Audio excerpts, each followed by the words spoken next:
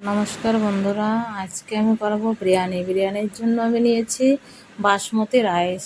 ওটা আমার ঘরেরই আছে, আপনারা চাইলে কোনো বি রাইস দিয়ে করতে পারবেন।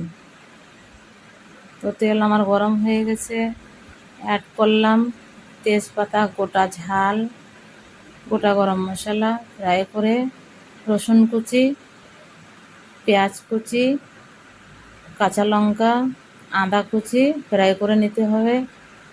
ফ্রাই হয়ে গেলে টমাটার অ্যাড করতে হবে। টমাটার, পেঁয়াজ, কাঁচা লঙ্কা ফ্রাই হয়ে গেলে ভালো করে তখন অ্যাড করতে হবে চিকেন। চিকেনটাকে 5 থেকে 7 মিনিট ধীরে আঁচে ফ্রাই করে নিতে হবে। তো আমি অ্যাড করলাম চিকেনটা ভালোভাবে ফ্রাই হবে। 2-3 মিনিট ফ্রাই করে তখন আমি নুন অ্যাড করব। নুন আগে অ্যাড করলে জল বেরোবে চিকেনের থেকে, তো আমি অ্যাড করলাম নুন স্বাদ অনুসার। চিকেনটা ভালো করে ঢেকে ফ্রাই করব। তো আমার চিকেন হয়ে গেছে ফ্রাই। এখন অ্যাড করব রাইস। 3 গ্লাস রাইস, 4.5 গ্লাস জল অ্যাড করতে হবে।